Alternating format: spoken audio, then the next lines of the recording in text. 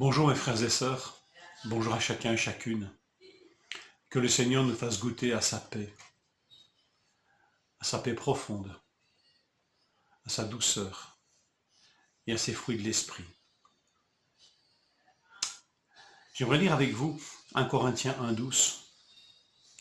J'entends par là, c'est l'apôtre qui parle, que chacun de vous dit, moi je suis de Paul, et moi d'Apollos, et moi de Céphas, et moi de Christ.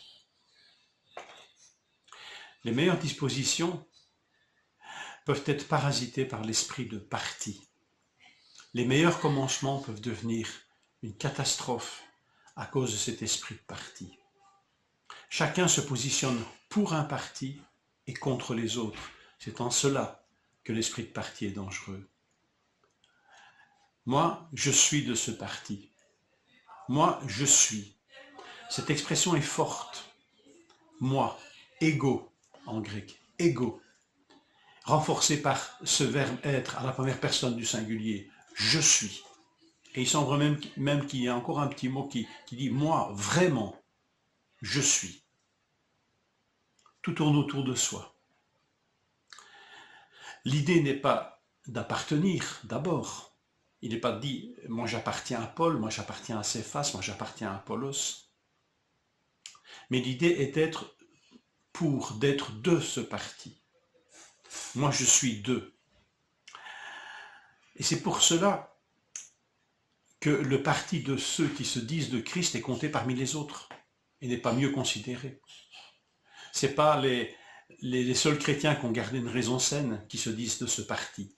Ils sont d'un parti, donc ils sont de Christ comme étant un parti, donc contre les autres, contre ceux qui sont de Céphas, ceux qui sont d'Apollos, ceux qui sont de Paul. C'est en cela que cet esprit de parti est dangereux, c'est qu'il n'est pas seulement pour, mais il est contre. Et le contre devient de plus en plus omniprésent et dirige la manœuvre. Faisons attention. Tous et toutes, en tant que disciples, nous n'appartenons qu'à Dieu. Père, Fils et Esprit Saint, et à personne d'autre. Et Paul le rappellera aussi aux Corinthiens dans le reste de cet épître. Nous n'appartenons qu'à Dieu. Nous n'appartenons ni à Paul, ni à Céphas, ni à Apollos. Et ce Christ, Jésus-Christ, ne divise pas, mais il unit. Et si nous comprenons cela, nous comprenons beaucoup. Le Christ qui divise n'est pas le Christ de Dieu, n'est pas le Messie envoyé par Dieu, mais un faux Dieu ou un mauvais esprit. Faisons attention. Jésus-Christ, le Fils de Dieu, unit son peuple et ne le divise pas. Ce ferment de division, il est profondément ancré chez nous, il faut le savoir. Il est profondément ancré chez l'homme, il est profondément ancré en moi. Je suis né avec, parce que je suis un pécheur, séparé de Dieu. Et puisque séparé de Dieu, je suis séparé des autres, et je suis même séparé en moi-même, divisé en moi-même. Donc c'est assez normal que cette chose survienne très vite dans toutes nos relations. Et il faut que nous le regardions bien en face. Il faut que nous la regardions bien en face, cette disposition, afin de la dénoncer, de la combattre avec la puissance de Dieu.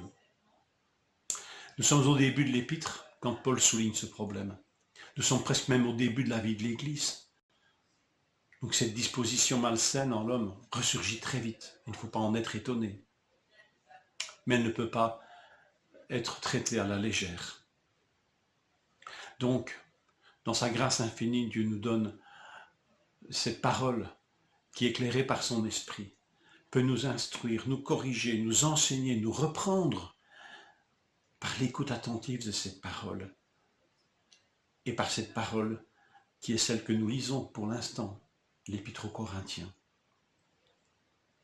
Seigneur, garde-nous de cet esprit de parti, de division, de dispute, qui peut se revêtir des habits les habits de la théologie, les habits de l'engagement, les habits de la conviction, les habits des beaux discours, les habits des dons spirituels et même de Christ. Faisons attention. Parfois, nous tolérons cet esprit de division au nom de grandes valeurs. Laissons-nous instruire par cet épître. Cet esprit est hautement toxique, mais il est hautement contagieux, à tel point que l'apôtre puisse dire déjà, j'entends par là, que chacun de vous dit. Chacun, ça veut dire donc tous et toutes. Mais tous et toutes, non pas dans un esprit d'unité, mais dans un esprit égocentré. Mais tous en sont infectés et affectés. Alors, Seigneur, instruis-nous. Qu'est-ce qui divise? Qu'est-ce qui en moi m'ouvre à ces divisions? Quel sujet peut diviser? Comment combattre cette division? Comment ne pas en être infecté et infecter d'autres? Que le Seigneur nous parle puissamment au travers de notre lecture et de notre écoute de sa parole. Que cette lecture d'un Corinthien nous soit profitable. Je vous le souhaite vraiment, au nom de notre Seigneur, et je me le souhaite. Une bonne journée.